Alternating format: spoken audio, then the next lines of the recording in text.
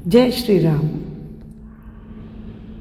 जैसे ही श्री राम जी ने डोरी लगाने का कार्य किया तो जैसा कि मैंने पिछले अध्याय में बताया, तो एक ही झटके में उस धनुष के दो टुकड़े हो गए। धनुष के टूटते ही आसमान में बिजली की गड़गड़ाहट और बादलों की गूंज सुनाई देने लगी। वह धरती कांपने भी लगी। धरती पर होने वाली इस चमत्कारी घटना को देखकर स्वर्गलोक के देवता भी खूब प्रसन्न हुए और उन्होंने विष्णु अवतार श्री राम पर पुष्पों की वर्षा की। अब उस धनुष के टूटने की गूंज चारों दिशाओं में सुनाई पड़ी। ऋषि परशुराम जो भृगु राजवंश के थे, उन्होंने भी यह गूंज सुनी। वे क्रोधवश दहाड़ते हुए उस कक्ष में पहुंचे जहां स्वयंवर रचाया गया था। उनकी आंखें गुस्से से लाल हो रही थी। उनके कंधे पर उनका धनुष बाण था। उनके हाथ में एक बड़ी कुल्हाड़ी भी थी जिसे वो हर समय अपने साथ रखते थे। परशुराम की क्रोधित मुद्रा में कक्ष में प्रवेश करने पर वहाँ उपस्थित सभी लोग भय के मारे कांपने लगे, क्योंकि सब जानते थे कि उनका गुस्सा बहुत तेज है। मंच पर टूटा हुआ धनुष पड़ा देखा तो उनका क्रोध चरम सीमा पर पहुँच गया। वे बहुत ही क्रोधित स्वर में बोले, हे मूर्ख राजा जनक, मुझे बताओ इस शिव धनुष को तोड़ने का साहस किसने किया? मुझे बताओ वह कौन है, नहीं तो मैं अभी क्षण भर में तुम्हारा सारा साम्राज्य नष्ट कर डालूंगा। इन तीनों लोकों में वह कौन है जिसने धनुष तोड़कर मेरी शक्ति को चुनौती देने की कोशिश की है? मुझे उस दुस्साहसी का नाम बताओ, मैं उसे जीवित नहीं छोड़ूंगा, अन्यथा ये सारी सृष्टि मेरे क्रोध रूपी आग की लपटों में जलकर राख हो जाएगी। परशुराम के क्रोध को देखकर राजा जनक के मुख से तो एक शब्द भी नहीं निकला।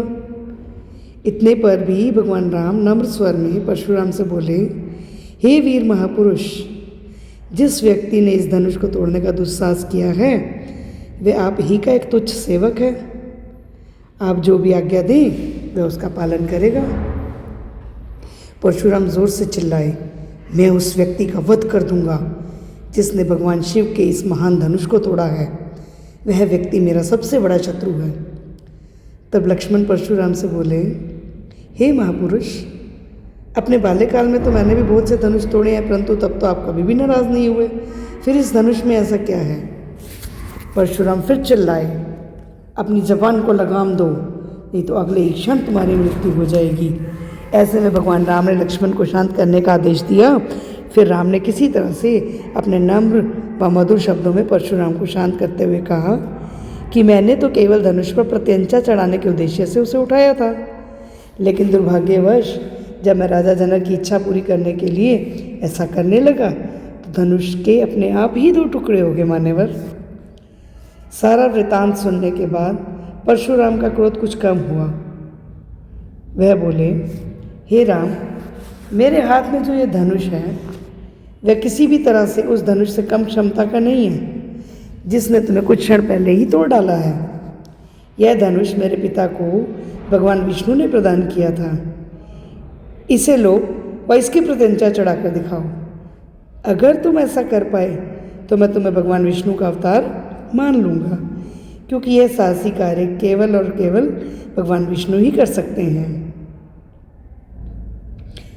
यह सुनकर राम जी ने उस धनुष को लिया, उस पर प्रत्यंचा चढ़ाकर बाण लगाया और मुस्कुराते हुए परशुराम से बोले, मेरे बाण में इतनी क्षमता है कि अगर उसे एक बार साथ दिया जाए तो वो वापस नहीं आता है। बताइए, मैं आपकी शक्तियों को समाप्त करूं या ना करूं? अब आप ही बताइए।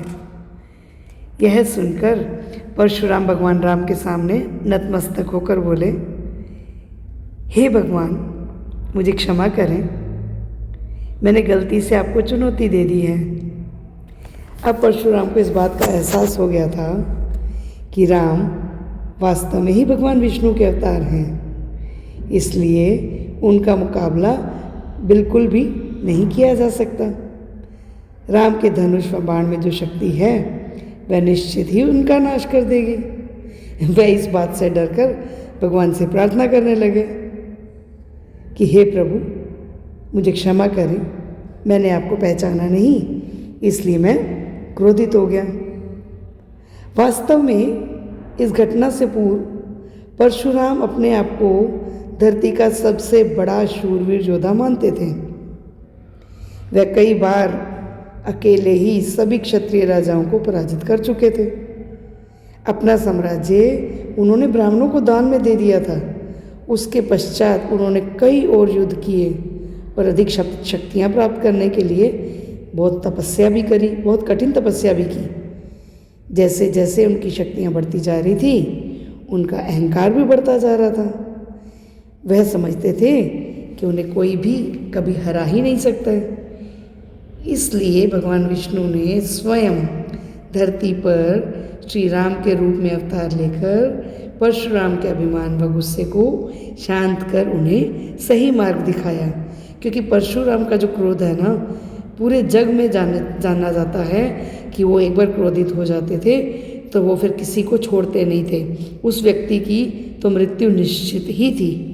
तो इसलिए भगवान श्री राम ने विष्णु भगवान जी ने श्री राम का रूप धरकर धरती पर अवतार लिया था, ताकि पूरी दुनिया को, संसार में जितने भी अच्छे व्यक्ति हैं, कम से कम वो इनके क्रोध से बचे रहें। तो चलिए आज का अध्याय यहीं समाप्त करते हैं। जय श्री राम।